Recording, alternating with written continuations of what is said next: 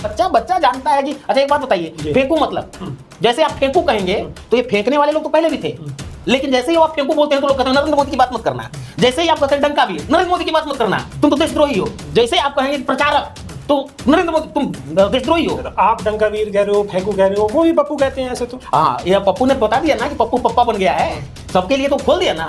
जिस लोगों ने पप्पू साबित करने की कोशिश किया, पूरी आरएसएस मंडली, पूरी बीजेपी को उसने पप्पू साबित कर दिया ना, सबूतों के साथ किया है और दुनिया मान रही है। लेकिन अभी चुनाव आयोग तो नहीं मान रहा ना इस बात को। फिर मैं कह रहा हूँ कि आप चुनाव आयोग की बात क्यों कर रहे हैं, आप बीजेपी की बात कीजिए। अगर वो बीजेपी नहीं होते तो बीजेपी के लोग क्यों आकर के भैया प्रवक्ता बनते हैं? अरे उसके प्रवक्ता, कोई भी केस होगा वहां पर आप देखिए टीवी चैनलों के विंडो देखिए, उसमें जितने भी लोग होंगे, चतुर्वेदी, दुबे, चौबे, शर्मा, ये लोग होते हैं ना, वो सब आरएसएस के ही लोग हैं उस बिंदु में बैठे हुए लोग। पहले से स्क्रिप्ट है, इस तरह से हम पूछेंगे, इस तरह आपका कहना ये कि जितने चतुर्वेदी, त्रिवेदी, दुर्वेदी जितने भी सब आरएसएस से जुड़े हुए हैं। देखिए एक चीज मैं बता रहा हूँ आपको, बहुत मार्के की है। प्रशांत किशोर की एक टीम काम कर रही है बिहार में, हम उन लोगों से काफी लोगों से मिले, उन्होंने कहा, और वहां पे लोगों से मैं मिला, वो ये कह रहे हैं सब रिटायर्ड आईएएस पीसीएस लोग प्रशांत किशोर की टीम में काम कर रहे हैं। क्यों? क्योंकि वो आने वाली पीढ़ियों के लिए वो ग्राउंड बना रहे हैं।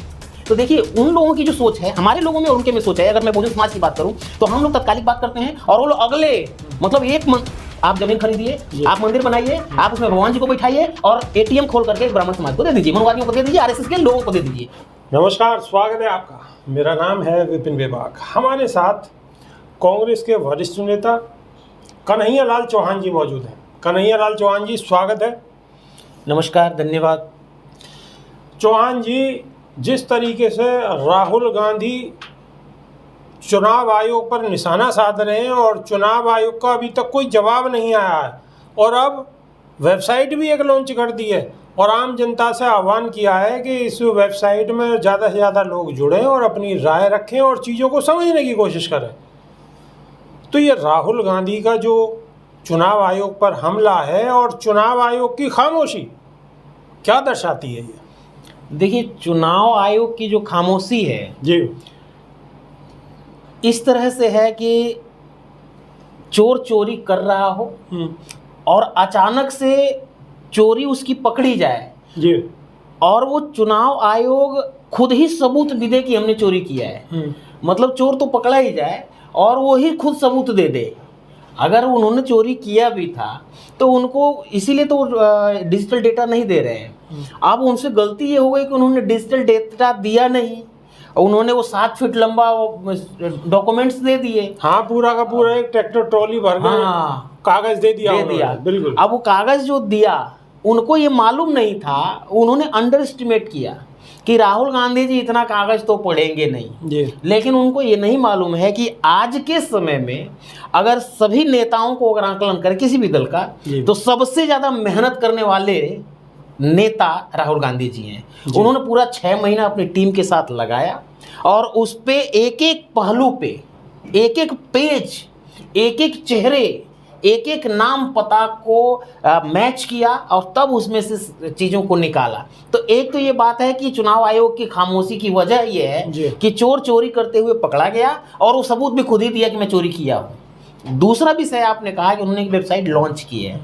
देखिए, इस तरह की जो कवायदें हैं कि जब जनता त्रस्त हो, तो कई बार आपने देखा होगा कि जैसे कि कोरोना आई तो उसके साथ लोग, सरकार ने दवाइयाँ देना शुरू किया।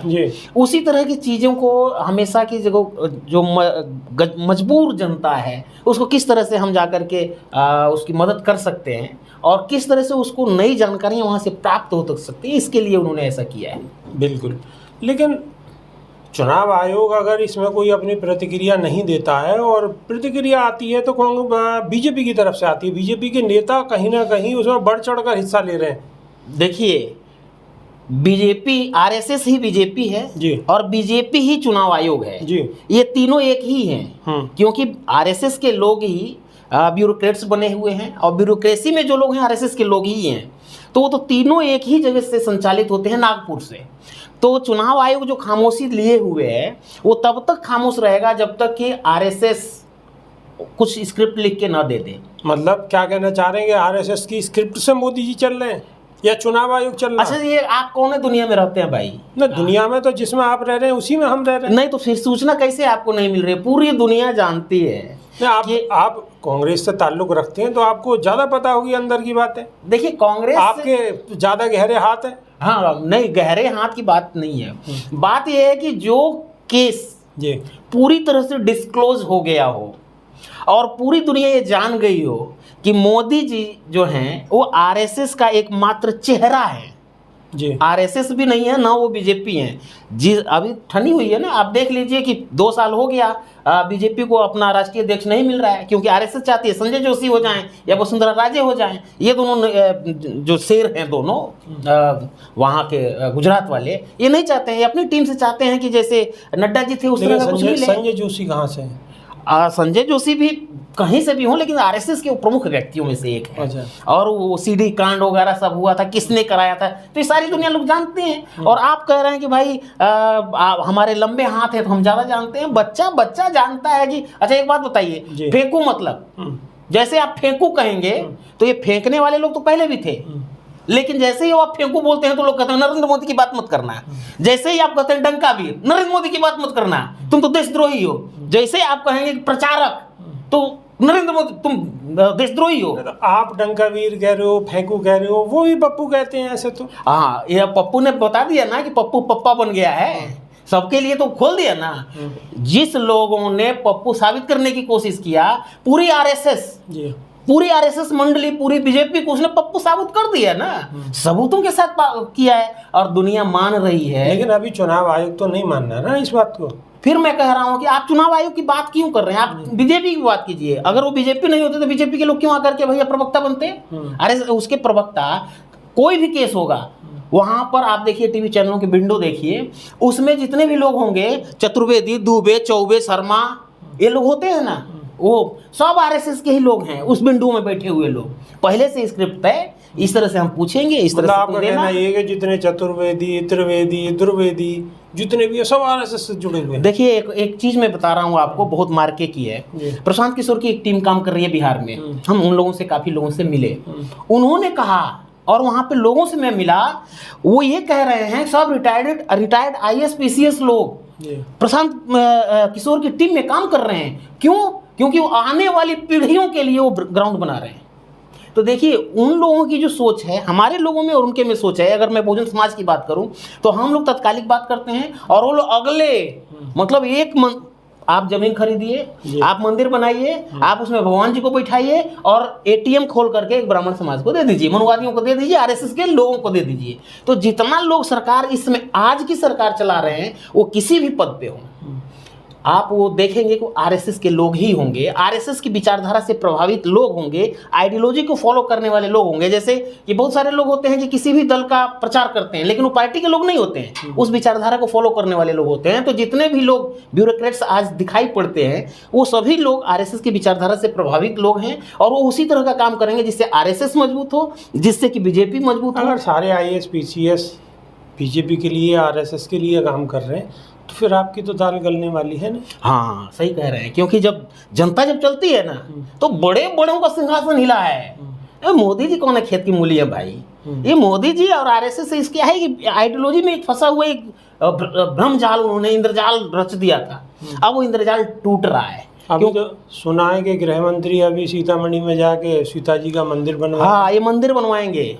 ये जहाँ जहाँ भी जहाँ कमजोर होंगे वहाँ हिंदू मुसलमान करने की कोशिश करेंगे, वहाँ भगवान और भक्ति की बात करना चाहेंगे, वहाँ सत्संग और कर्मकांड की बात करेंगे, वहाँ मंदिर की बात करेंगे और उसके अगेंस्ट उन्हीं के लोग। कहीं ना कहीं अभी एक चीज अभी मिस हो रहा है इसमें, इस पूरे प्रकरण में मस्जिद शब्द नहीं आया।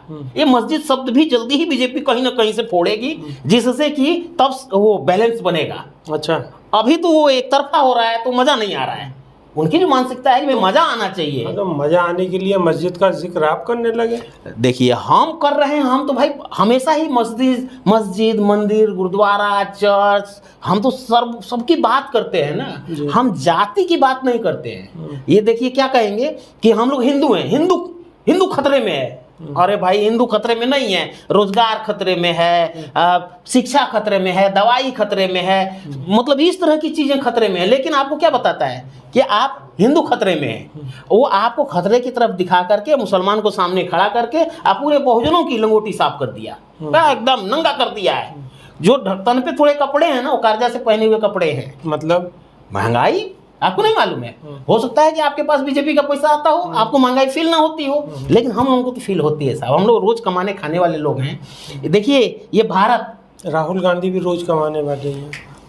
ये भारत जो है ना साहब, कि इस भारत को बनाने वाले लोग, भारत को रहने लायक बनाने वाले लोग कौन लोग हैं?